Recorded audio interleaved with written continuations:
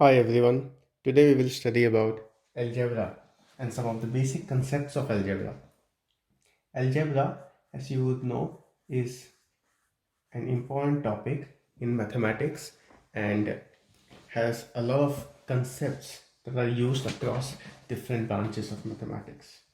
As part of the first chapter of algebra, which is part of level 9 and 10 in Australian curriculum, we will learn the following topics. We will first learn the fundamentals of algebra.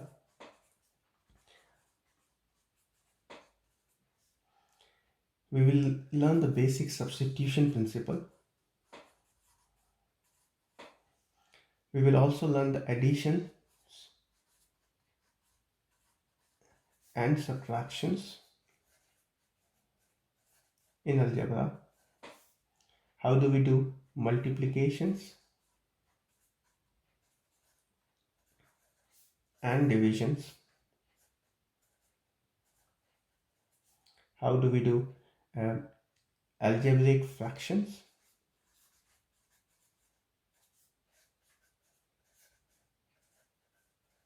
And then we will do addition, subtraction, multiplication, division for these. We will then do expansion of algebraic expressions. So it will be removal of bracket and other things. Use of binomial products.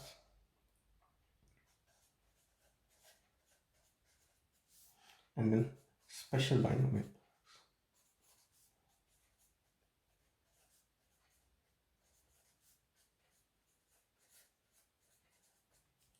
These are the topics we will do today. So let's start with the fundamentals of algebra. Now when we talk about the fundamentals of algebra, what does it actually mean? In the fundamentals or the basic algebra, the idea is to use non-mathematic um, numbers but to use the same operators. So in arithmetic, let's say if you do 4 plus 3, you know the result is 7. But in algebra, you might have a number 4 and then you might have a variable a. Now you cannot add these two because these are different quantities, different types. They are not like alike. So you cannot add them directly. So we will have to keep them as 4 plus a as one quantity. We may denote it using a bracket. Now, how does it work? So if let's say we have been asked to calculate the value of the average of x and y. So average of x and y.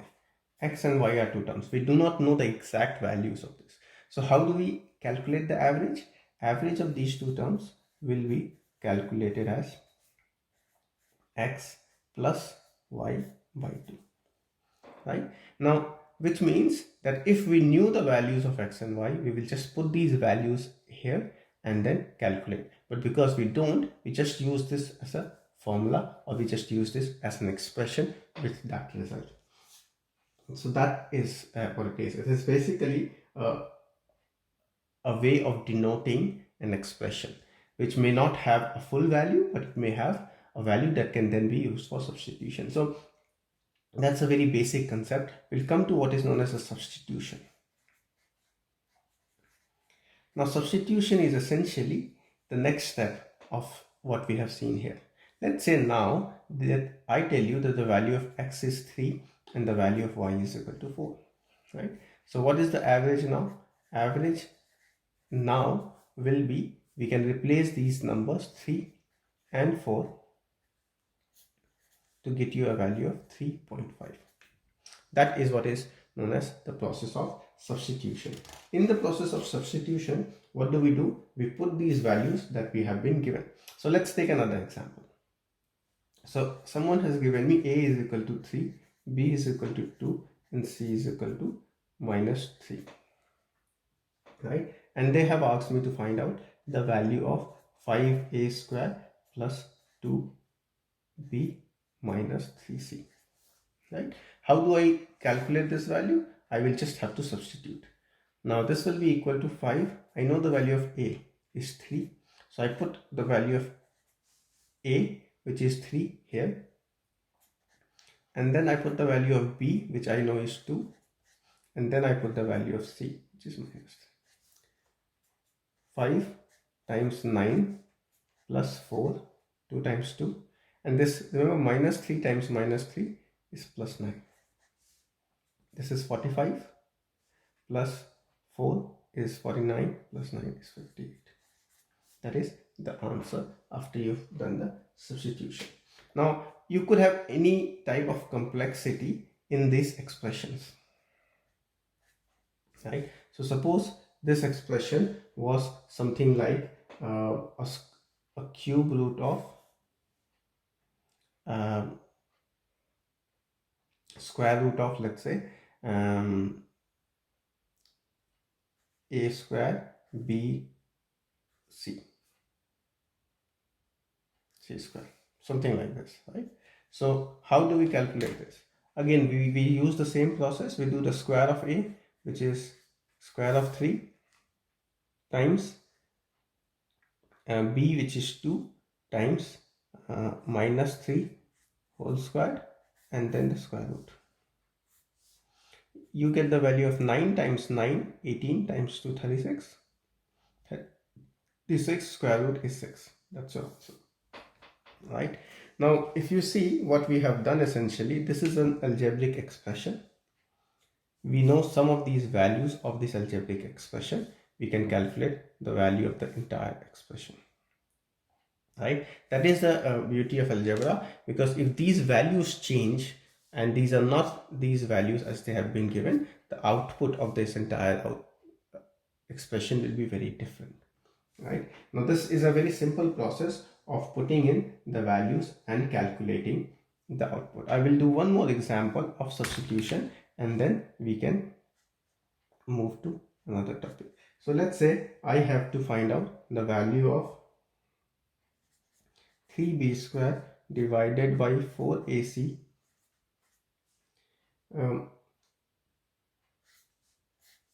plus a square by c square, right? Something like this.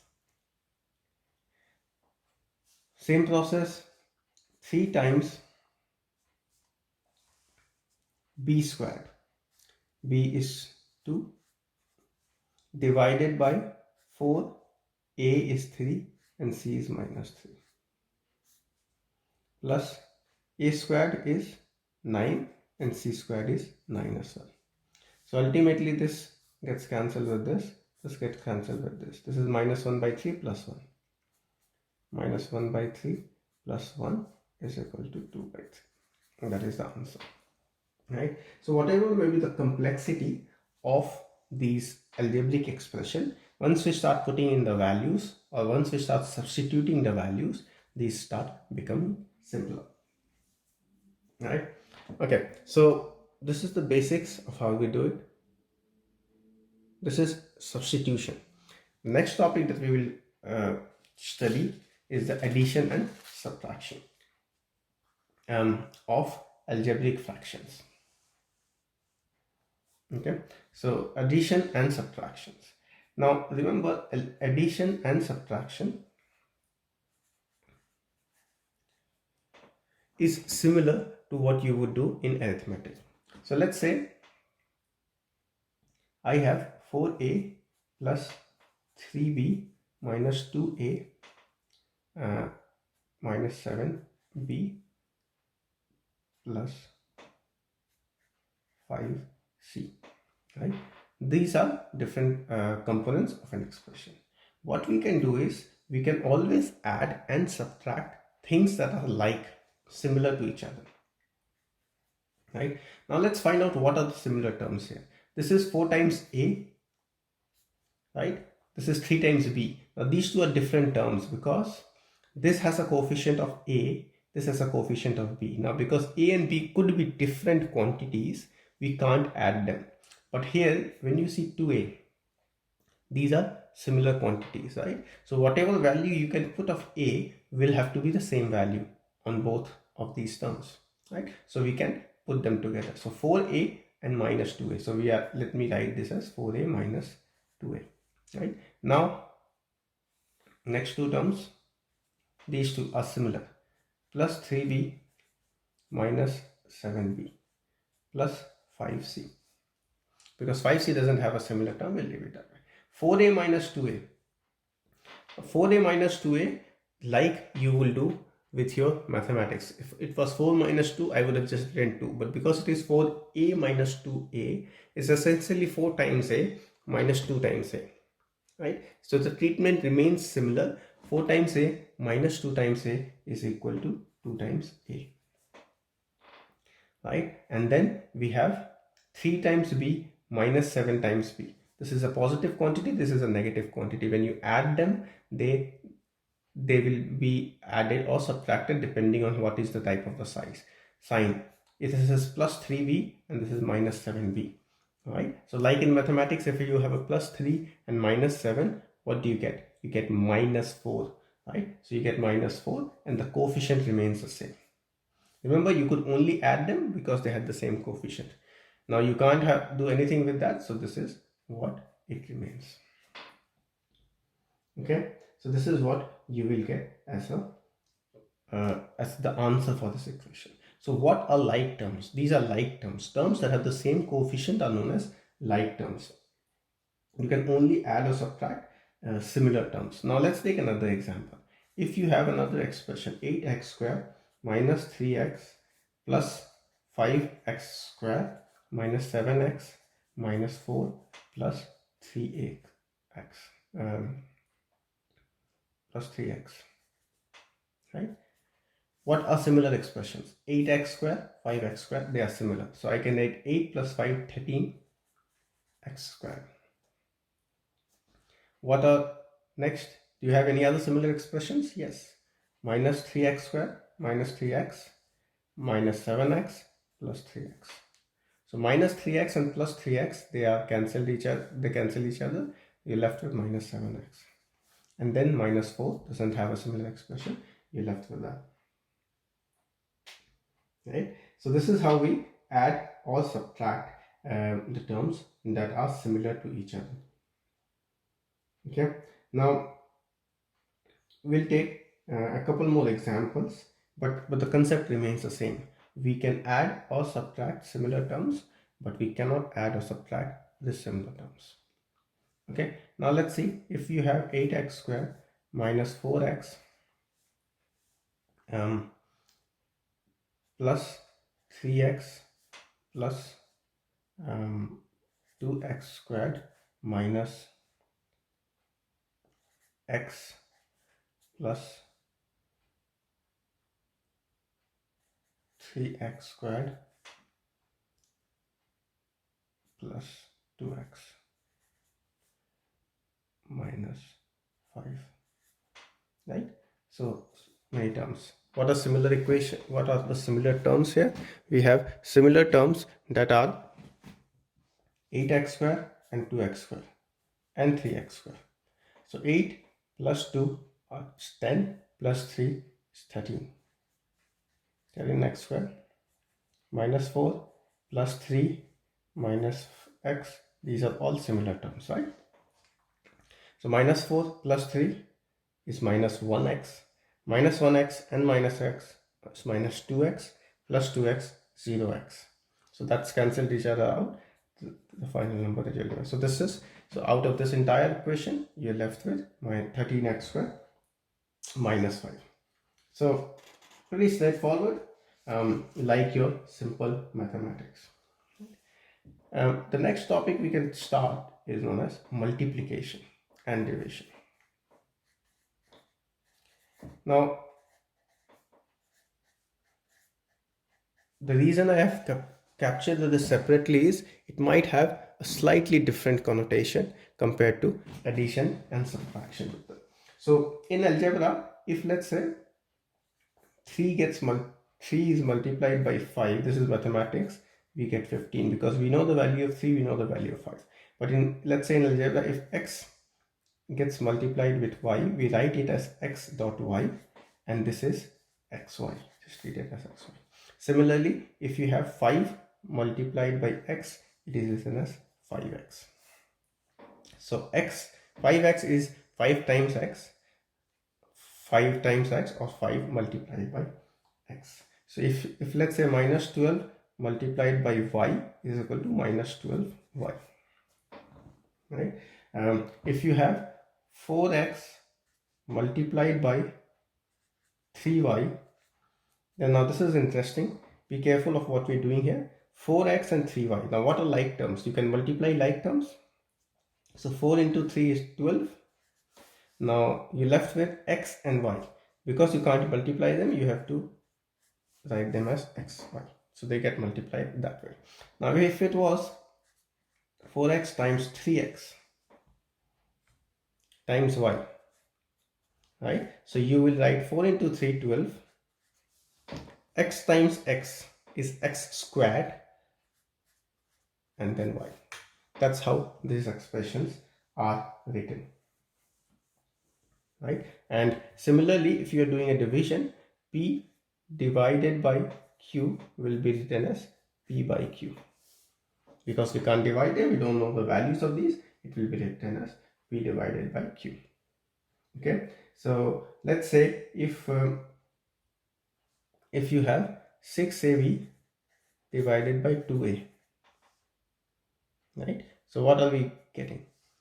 6 can be divided by 2, so we have 3. A gets divided by a, they get cancelled out, you're left with b, right? So the division is similar, where we can cancel similar quantities and we can divide by similar terms. Let's say a slightly complex one. You have minus 2a times minus 3b times 7ab times 3 by a. We are multiplying all of this. What do you get? First, let's take the signs. Minus, minus, plus. Everything gets multiplied. Minus, minus, plus, plus, plus. So it is plus sign, right? You don't have to write plus, but I'm just writing it so that we are clear. Then we take the numbers. 2 into 3, 6 times 7, 42 times 3, 126. 6 times 7, 42 times 3 is 126, right? Then we take similar quantities. A times b times a times b by a. So a is divided, so we cancel this out. B times b. You have a, 1a and b squared, because you have two b's. So that's what you get. One more. If you have, so 4ab whole square divided by 8ab square. Now remember, 4ab whole squared is anything whole squared is you can write it like 4ab times 4ab. So what would be the value if you write 4ab times 4ab? 4 times 4 is 16. A times b times a times b. So a squared and b squared, they just get multiplied with each other. And then the denominator remains the same, 8ab squared. When you cancel everything, 8 gets cancelled with 16, you get 2. B squared gets cancelled with b squared, and then a squared and this a gets cancelled, you're left with a. So the final answer you get here is 2a. So this is what we wanted to cover in this part of the video. If you like this video and see this as useful, please like, share and subscribe with whoever you think will be useful for. Thank you.